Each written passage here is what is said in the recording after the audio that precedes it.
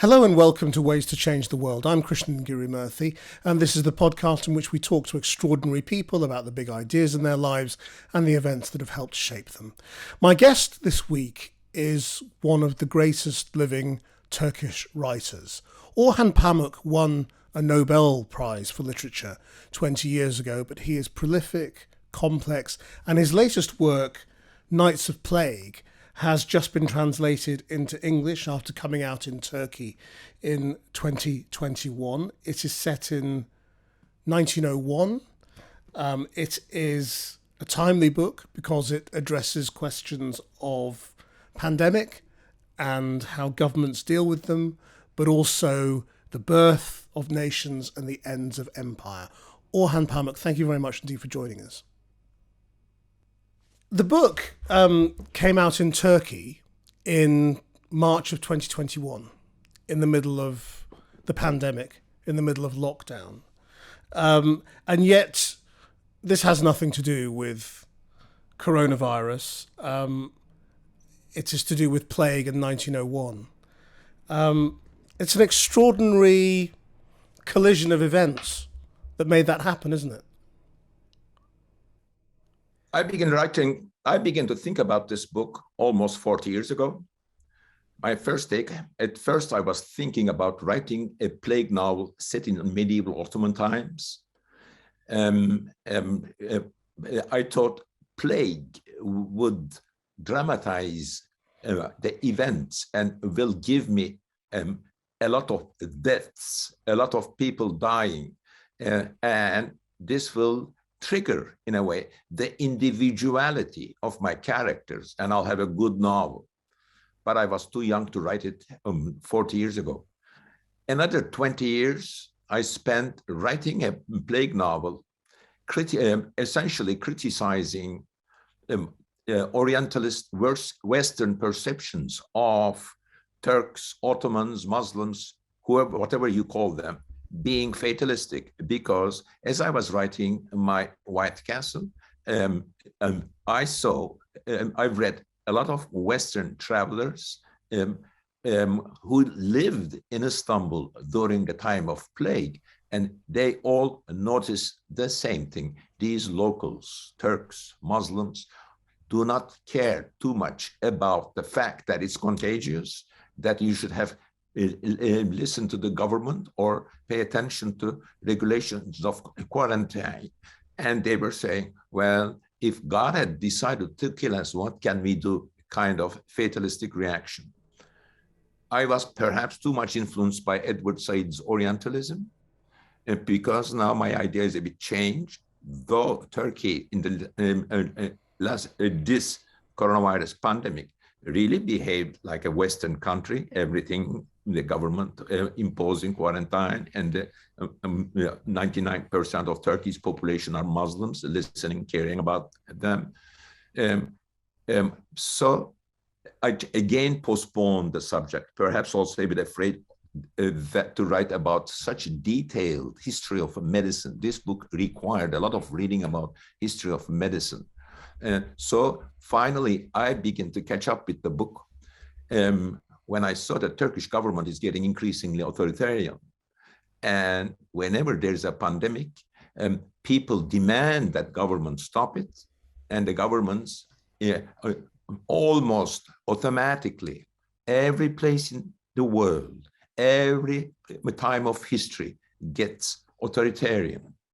So I decided to write this novel, thinking that now that Erdogan government is getting increasingly authoritarian, why don't I said to myself, my allegorical, historical, ambitious, realistic, ambitious novels, a novel that will work both realistically, I will get all the quarantine details, whatever, right?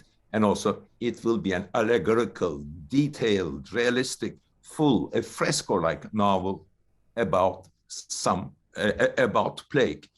And I began to write this novel, I think, 5.5 years ago, 3.5 years of writing. Suddenly, coronavirus pandemic overtook me in a way. When I was writing it, I was fantasizing, and I'm that kind of writer. As I write my novel to motivate myself, I am doing imaginary interviews with journalists even before I finish the novel. And I was going to say that, you know, the best three novels, literary books ever written about the plague pandemic are, first one, the best one, Daniel Defoe's The Journal of the Plague Year.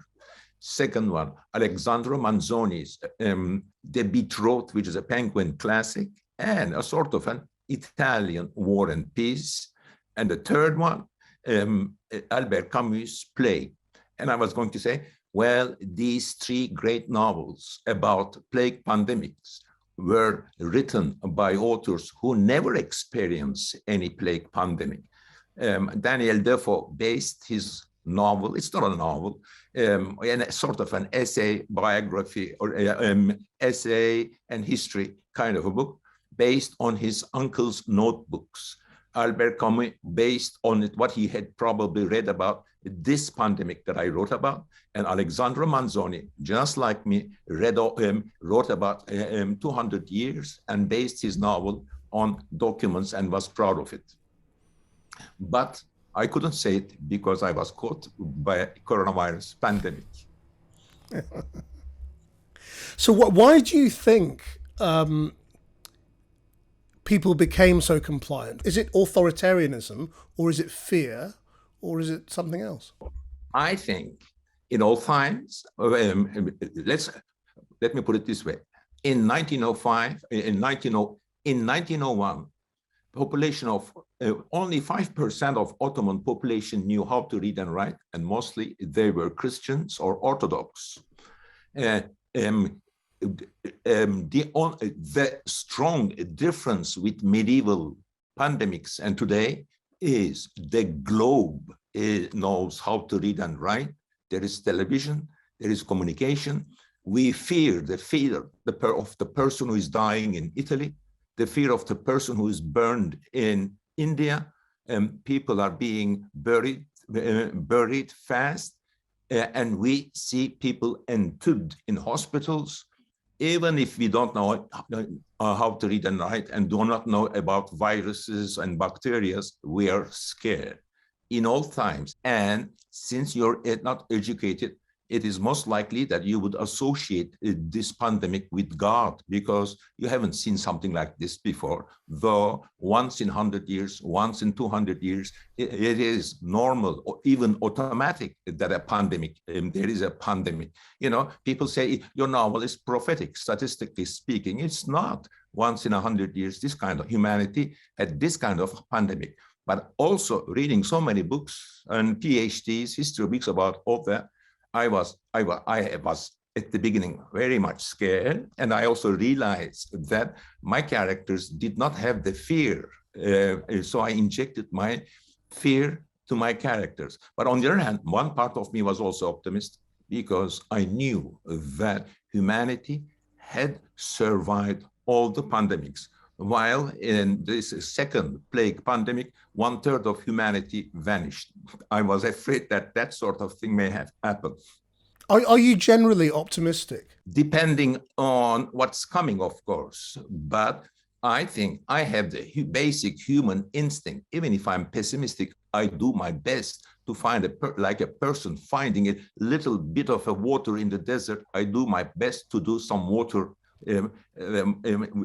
of optimism, so to speak. That's how I survived. I began writing fiction in a country very few people read fiction, and no one was making money with fiction 40 years ago in Turkey. I may have been optimistic as I started, perhaps. I read an interview in which you said, "I don't like to make strong statements. I want to write strong novels. I keep my deep radical things for my novels." What did you mean by that? International fame. My books are translated to 64 languages. 20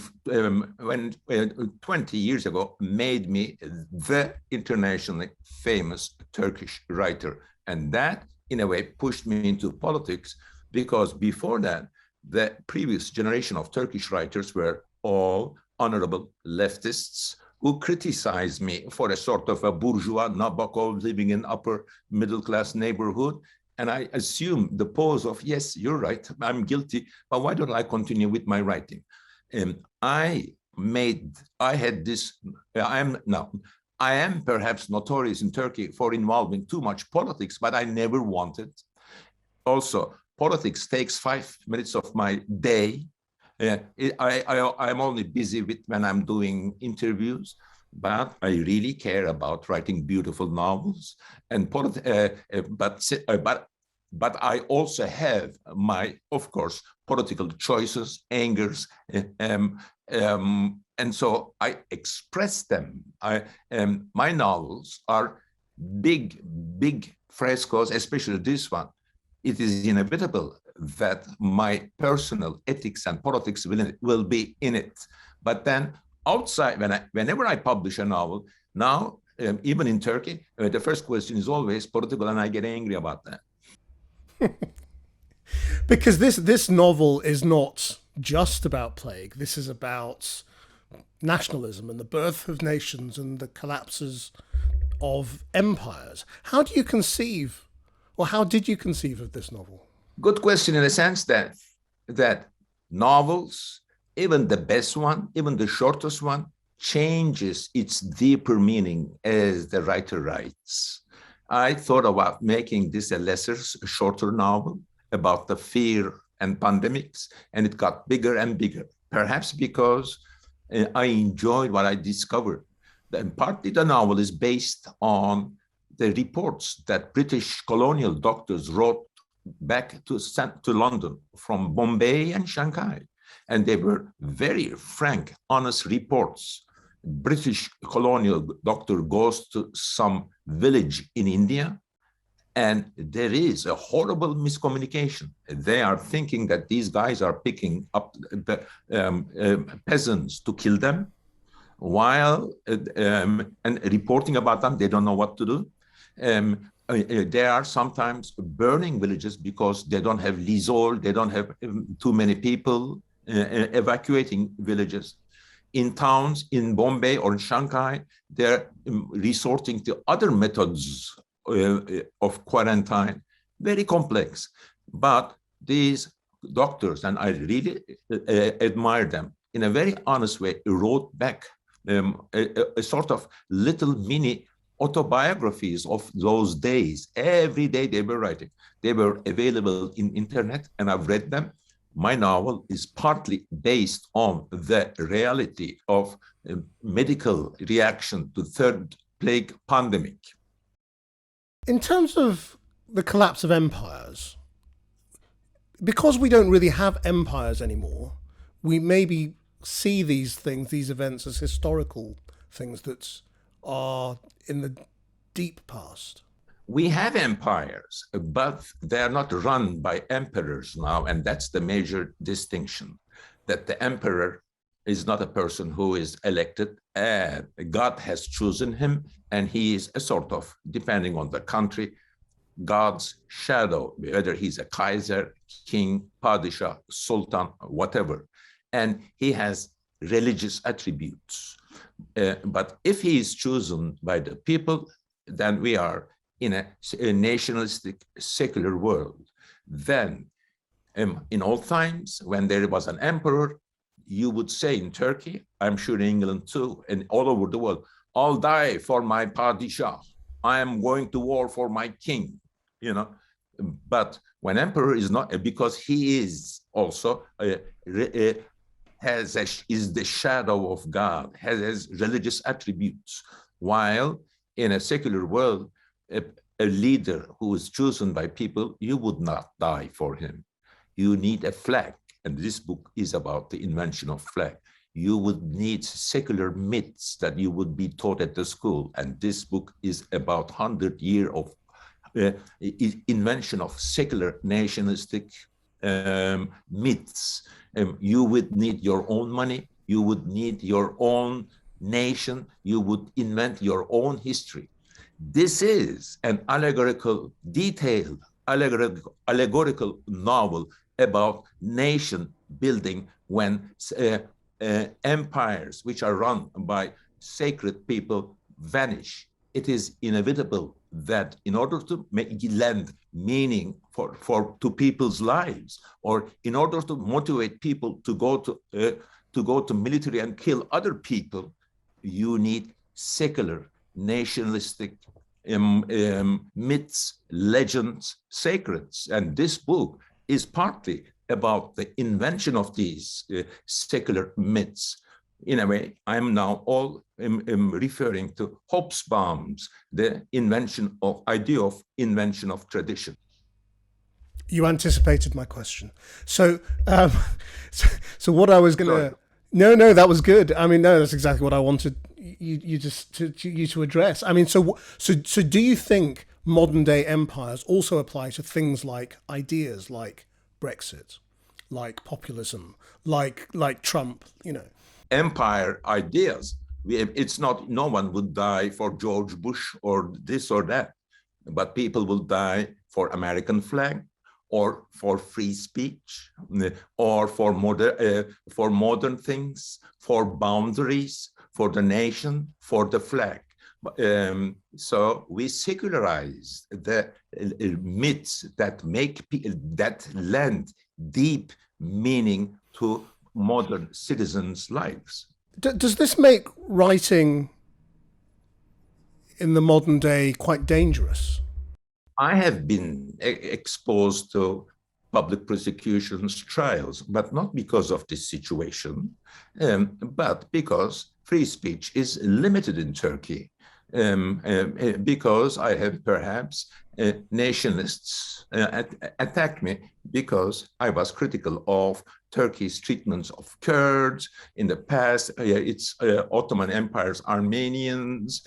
I'm relatively outspoken, but that makes me a target, perhaps because I also have international fame. There's also some male envious people. It's a combination of this, but anyone who is well known, who enjoys my sort of reputation, realizes after a while it's not reputation, but you're notorious, notoriety, something like that. Did you understand that that's what would happen to you when you won the Nobel Prize? It happened before. I immediately realized that it will even get bigger, and that's what happened.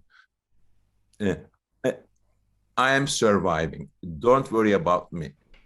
I really want to talk more about my novels than my problems with the Turkish police, death threats, bodyguards. I care about there are many death threats, bodyguards in the novel. But we're speaking just a few weeks after the attack on Salman Rushdie, and I wonder how you feel about that.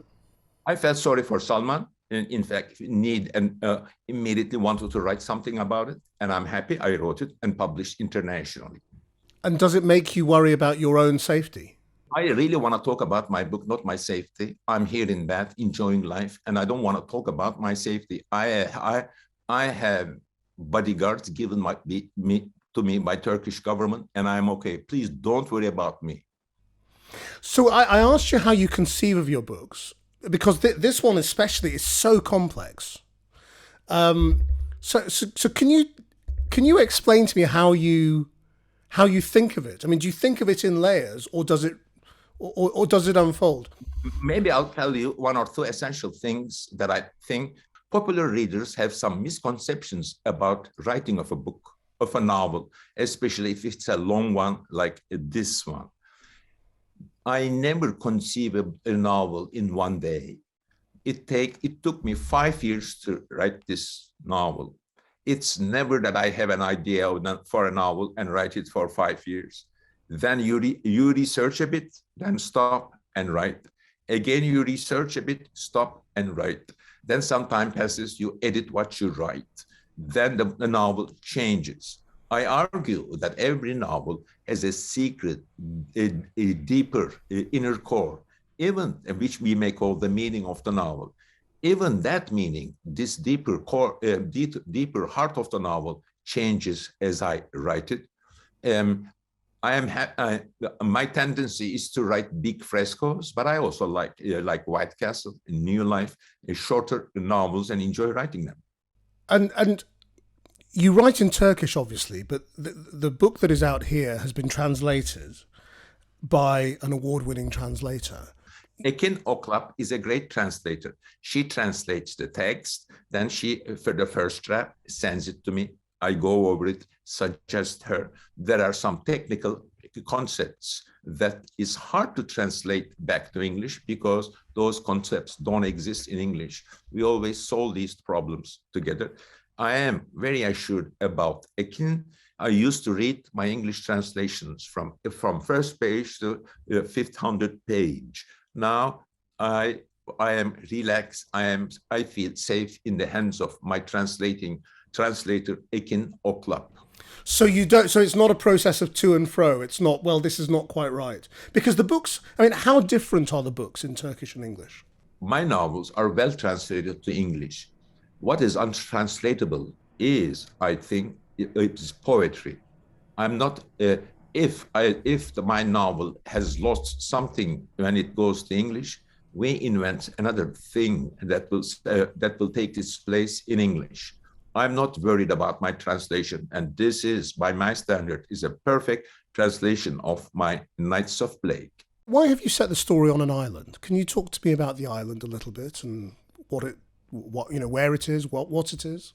Nights of Plague takes place in an island for many, many reasons. But first, it's a political novel like Snow, and I needed isolation, just like in Snow, so that the town, the place, the nation, the tribe, the center of drama will be isolated from the rest of the world, from Turkey, from Ottoman Empire, so that drama will be intense. In isolated situations, dramatization is easier, and what we today may call upper class mobility, a small guy, a person in early life can go up because it's a small country. An island is a small country. I also needed a provincial place. Not like that. I could have set this novel in Istanbul, but it wouldn't work. I needed also an island because it is provincial, distant from Ottoman Empire, and Abdülhamid, the Ottoman ruler's hand is not strong and long enough to grasp it. And because of that, the quarantine regulations are hard to impose, and people want to uprise against the existing Ottoman rule. And there's also the nationalistic enmity between Orthodox and Muslims. With all of my reading about plague and history, I have seen very similar things. First, humanity deny, whether it's the government or the people in the street, that there is an epidemic. Then the numbers go up. Then either the government collapses because civil servants don't go to office, or they run. The whole government runs outside of the city, as it happened in Ottoman times, as it happened in Egypt, that the government moves to another town. So people are left with a chaotic, anarchic emptiness. Then people demand severely a rule that will protect them. And this leads to authoritarianism. This leads to the government getting very strong and behaving in a, I would say, ham-fisted way. And the plague, I mean, we started off talking about how people's response to plague has changed because of education. The plague in a modern day sense can be all sorts of things, can't it? There are still rats in Western American mountains, in mountains of Arizona, or in between Turkey and Iran, in mountainous areas of Turkey and Iran. But after the invention of antibiotics in around 1950s, if you have plague, now have 2 antibiotics, but it disappears. But before that, at the beginning of 20th century, and middle of 20th century, for 50 years, most of humanity avoided plague by only quarantine, by not with medicine or vaccination. It is interesting in that this sense that this third plague pandemic killed in 20 years, 25 years, 20 million people in China and Asia. Why? It killed almost no one in Western civilization. I am known as a writer who is interested East-West novels. That was also motivated me to write this novel. A sickness that kills 20 million people in Asia, why it doesn't kill anyone in Europe or United States? It reached United States to San Francisco from the other side of the globe. What I mean is as an allegory, what is the what does the plague represent? Well, I'm a serious writer. You have to read the book to understand who is Beatrice, who is this. I will not confess the allegorical motivations and symbolic representations of my book. Then no one will read the book. I didn't mean what you think. I meant people will read their own situations into this idea, won't they? First of all, now joy of writing modern allegory is that it should work in a realistic way, that you should enjoy this book in a very realistic way. Actually, the allegorical plague novel was Albert Camus' play.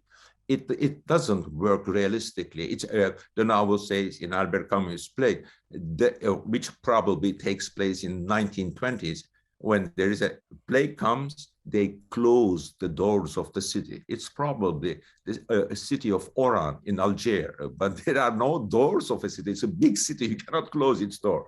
Or in the middle of the night, ambulances come and pick up people. Of course, it's Camus' novel is an allegory of Nazi invasion of France. It is the evil. He talked about the Nazi evil and identified with plague evil. And it's obvious. There are so many similarities, and it's an ethical novel in which human reaction to plague is discussed. If my novel is allegorical in that sense, I wanted it to be, and I wanted it to be, it is political allegory. Inevitability of authoritarianism, for example, chaotic situation of a government who cannot control, another example. But then I have to be also modest about allegorical power of my novel, because it is a realistic novel that takes place in an imaginary island, while the details of the island are typical end of the century Ottoman Mediterranean island, where Orthodox Greeks and Muslims are about to fight with each other. Why do you think instinctively people are prepared to embrace authoritarian rule when people want freedom? Of course, people want freedom. And in fact, the ironical thing about our reaction to this pandemic is that we, humanity, always demand two things from the government. Hey, I'm gonna die. You government, you didn't manage me well. There's this demand, anger, for so many people are dying.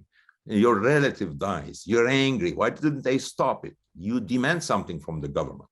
Then almost the same people simultaneously, the same people who are begging, demanding that government stop it. Oh, government, don't stop my business. Don't close my shop. Please let me go. I want to go out. I have to see my mother and bring her food, etc., etc. Humanity, in times of hardship, in times of chaos, in times of epidemics, demands, and it's their right to demand that governments stop it. They don't care whether government is authoritarian, brutal. In 1665, when there was someone with plague in London, they used to nail the doors of that house. The sick with the normal people. And it meant that you're all gonna die. And others were happy about it because they were saved. And do you think that instinct remains now? Do you think that's a human constant? I cannot generalize about human instincts, but yes, all these wars happen. People, nations kill each other because they, in the end, follow their authoritarian governments. Because there wouldn't be any war. I would say this way: there wouldn't be any war if people weren't following what the government said, and the instinct to obey to the government led to so many wars. Can I ask you a little bit about how you came to writing? I know you don't like talking about yourself, but I mean, but it's the nature of this program. We like to understand. I mean, you've talked a little bit about your background and how you were seen by other people in your background as privileged. Why did you turn to writing? Actually, I wanted to be a painter first. Between the age of 7 and 22, I was raised. This was accepted by a family of civil engineers that I will be a painter. Now that I will also go to the same technical university that my grandfather, my uncles all went to, and be a civil engineer, they first thought, oh, this one is so artsy. He wants to be a painter. Maybe he should study architecture instead of civil engineering. So I began studying architecture. After almost 15 years of preparation for a solitary life in a room, and I will be a painter. Then a screw was loose in my head. I explain all this in my autobiographical book, Istanbul, why I did not end up a painter, but started immediately writing a novel. The last line of my autobiographical book, Istanbul, is, I will not be a painter, I'll be a writer. And this I tell to my mother, and the book finishes. I cannot explain why I changed in one single sentence, but the fact that I prepared myself for the solitary life of an artist, it was easy to change from painting to writing. I was already convinced when I was 22 that I do not want to lead a life giving orders to others and taking orders from my superiors. I wanted to solitary, artistic, inventive, and yes, a lonely life. I mean, business hours are lonely, but I'm happy for my decision. Had you spent your youth reading? Were you very well read? I started reading seriously at around the age of 17. Before that, I was only reading comic books. But when I was studying architecture, I was reading almost 15 hours every day. I was also reading during the class at the back seat, Dostoevsky, Tolstoy, and this even made some other classmates begin reading novels in the class. I am happy I did that. That changed all my life, and especially reading all the classics in between, say, 17 and 27, made them enter the hard disk memory of my mind. They're all in my mind. I remember all of them. You described yourself a little while ago as a serious writer, and clearly you are, and you're taken as such. Do you think there is as much serious writing going on now? I don't think humanity's commitment to literature has passed away. I have seen so many ambitious, dignified, well-reading young people. I have students at Columbia University. They're all serious. I am not saying, oh, I was more passionate. This, as you get older, people tend to think so. It is not. Humanity loves literature. So much is happening. All you need is a pencil and a pen and your imagination. Perhaps you have to be educated. Then you write and write and write. An alternative world appears. That's what I'm doing all the time. I always carry a notebook with me. Then when I start writing in a notebook, then even the most boring, disturbing, ugly things around me disappears. I am in a world that I invent. And what is more interesting, I know that after 48 years of writing, others will join, others will read, and this will give me more motivation and self-confidence, and I will continue. If you could change the world in any way, how would you change it? I'll probably will give a more leisurely time to people. I'll probably make people read more, enjoy art and cinema more. My education is based on films, looking at pictures, and of course, reading books. And what is valuable, most enjoyable in my life was enjoying what you may say culture. I would make people enjoy culture in all its sophistications and various aspects, reading books, going to galleries, reading critics, looking at good films. This is possible. My demand is not very hard to achieve. Orhan Pamuk, thank you very much indeed. I thank you. It was a joy to talk. I hope you enjoyed listening to that. If you did, then please do give us a rating or a review. Our producer is Freya Pickford. Until next time, bye-bye.